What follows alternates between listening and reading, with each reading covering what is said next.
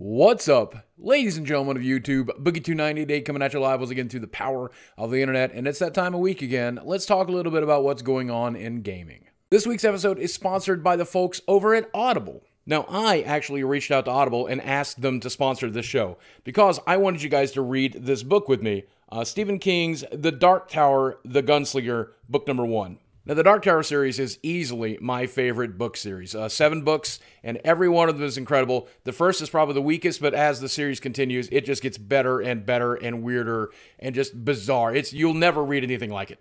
And the reason I'm choosing this book in particular is because they're finally making the movie that I waited, I think, 15 years to see. I'm really worried about that movie, though, and I have a lot of opinions about it the same way I do the book, and I want to share those opinions with you if you've read it. So do me a favor, if you'd like to support the channel, all you got to do is go to audible.com/BOOGIE, sign up for a free 30-day trial, and you'll have access to tens of thousands of audiobooks that you can listen to, and you can also download one that is yours to keep. I recommend The Dark Tower, The Gunslinger, because this is a book that I have a lot of opinions about, and I would love it if I could share those opinions with you.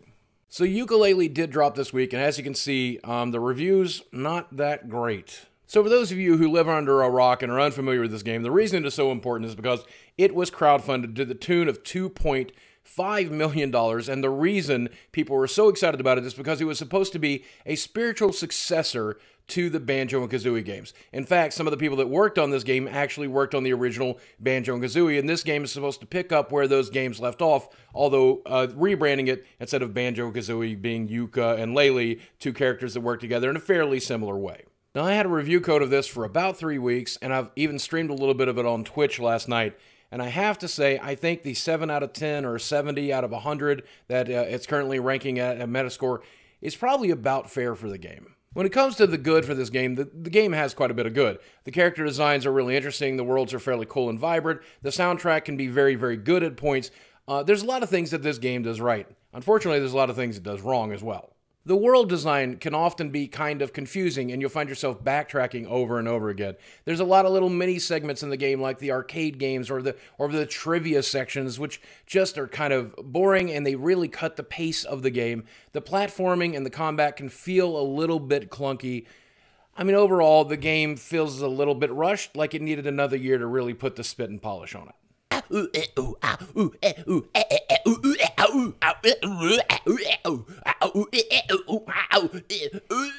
And here's my problem, I think. I don't have nostalgia goggles on when I look at this game. These are the games that you grew up with. These are the games I ignored as a young adult. They were not my kind of game. I did play some of the collectathon games, and I did enjoy some of them, but at the end of the day, they were nothing that really wet my whistle too much. So I'm probably not reviewing it the same way you will if you grew up on these types of games and love them. Here's my biggest problem with the game, though. Whenever I think of spiritual successor, I think of taking a franchise or a game that I loved and updating it to modern times using a lot of modern-day stuff, things that we take for granted now, these days. That's not what this game does. This game doesn't really update the formula in any way. It just kind of recreates it. This plays more like a remake rather than a sequel, and that's kind of frustrating for me. Now, that may be exactly what you're looking for, but for better or for worse, this game feels exactly like a remastered N64 game. Take that as you will. At $40 though, it's not that bad of a price. I do suspect this will go on sale within the first 3 to 6 months, so at some point you may want to pick it up then. I think you should play it if you enjoy those old school games. I just don't think you have to play it on day one. So let's talk a little bit more about the Nintendo Switch. And a lot of you have rightfully pointed out that whenever we talk about the Nintendo Switch, it is almost always bad news, that there's very little good news that has been reported on the show. So this week I did want to try to report a little bit of good news that I just read about. You guys remember the Nintendo Switch promised us that for the first year or so, we would get free online access to all of our multiplayer stuff and online services. But after that, we would end up having to pay a fee, I think actually starting as early as this fall, to access online multiplayer and so on and so forth. And that's kind of frustrating because we never really knew what we were getting for that money or why we were spending that money. So today, Nintendo actually spoke with Famitsu Magazine and told them what they plan to do with the money.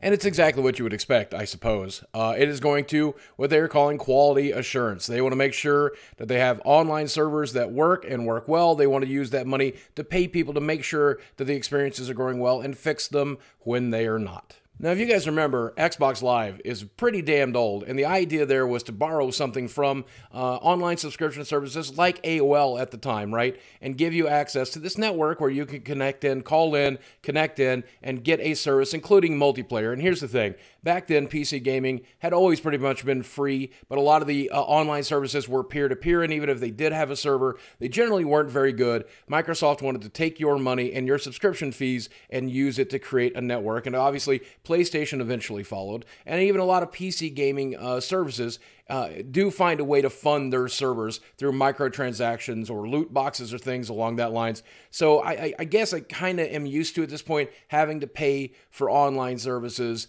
even if it's a secret way through PC gaming instead of a direct way. Now look, I don't like paying for online services for my gaming consoles more than anybody else. But as long as the service is good, and I'm not just talking about the multiplayer experience, but I mean free games and big discounts and stuff along that lines, I don't mind chipping in $4 or $5 a month to my favorite game, like Overwatch, by buying a loot box every once in a while, or paying a direct subscription fee to the folks at PlayStation or Xbox. And if I'm going to do it for anybody, I'm glad to do it for Nintendo, because if you ever tried to play a single Smash Brothers game on the Wii U, you know they need all the help they can get to get their servers together. But listen, Nintendo, I'm serious. This has to be a much bigger service than just the online servers. You need deep discounts on games. You need free games every month. Can you say virtual console games? I know that you can, because you've charged me for the same game about 4 times on several different platforms. So I know that you can. Give them to me for free now, or at least in exchange for my subscription. Ho, it's me, Mario. Thank you for your money. Speaking of spending money, by the way, as I was recording this, Bayonetta just appeared on Steam today for no good reason, with no announcement. It looks like the reviews so far are very positive. If you've never played this game, I highly recommend buying it, especially if you're a PC player who's never had a console to play it before. This is without a doubt one of the best games you will ever play. It is certainly weird. So get ready for one hell of an experience. Looks like the port is very good, including 4K output. 60 frames per second. So it apparently looks gorgeous. This is the definitive version of the game. And let me go ahead and say that I really hope this means Bayonetta 2 will be coming to PC in similar fashion, because if it is, that's awesome, because a criminally low number of people have played that incredible game, because honestly, who owns a Wii U other than me? Hey, quick question for you. Do you ever shop at GameStop.com to avoid the annoying in-store experience that you can often get at a local GameStop?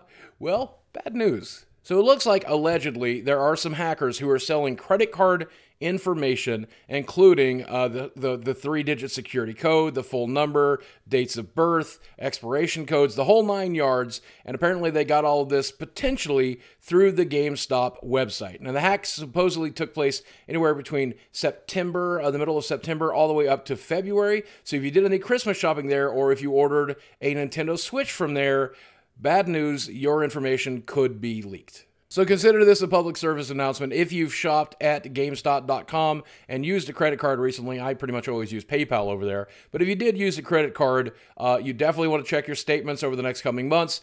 You may want to talk to your bank about getting your security code changed, or possibly even your credit card changed entirely. But don't worry, if you have a good enough of a bank, you'll probably never have to pay for any of the charges, but those charges may come, so keep on top of it. And finally, I do want to talk a little bit about the drama going on between notable YouTuber Totalbiscuit and the website G2A.com, which is a global digital marketplace where you can buy Steam keys, and generally very, very cheaply. Now, if you're familiar with Totalbiscuit at all, you'll know that he has put himself into a consumer advocacy position here on YouTube, doing good game reviews, showing you good games, and doing bad game reviews, showing you bad games and which games to avoid. He has a port report series. He has a podcast where he talks about his personal stuff as well as gaming.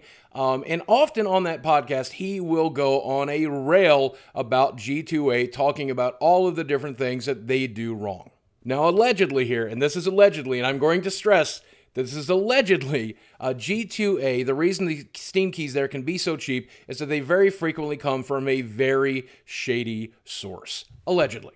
Now, without getting myself into too much trouble and getting myself sued by G2A, let me simply say that Totalbiscuit believes that the way they do business is not only harmful for the industry, but harmful for some indie developers, especially smaller indie developers who sometimes could allegedly have their cards or their keys purchased in bulk using stolen credit cards, then receive a series of huge chargebacks, which cost them a small fortune. And then, of course, those stolen keys flood the market, being sold for pennies on the dollar over at G2A. So when Gearbox Games, the makers of Borderlands and Bulletstorm, worked with G2A for a special promotion of their remake of Bulletstorm, Totalbiscuit definitely went on one of his tirades and actually got directly involved in the situation, and I think has improved the situation for the better. After directly talking to Totalbiscuit, Gearbox decided to deliver an ultimatum on GTA.com that if they want to continue the partnership, that they would absolutely have to clean up their practices. So long story made short, Gearbox is now siding with Totalbiscuit and definitely trying to make sure that G2A is doing legitimate business and only legitimate business. And of course, GTA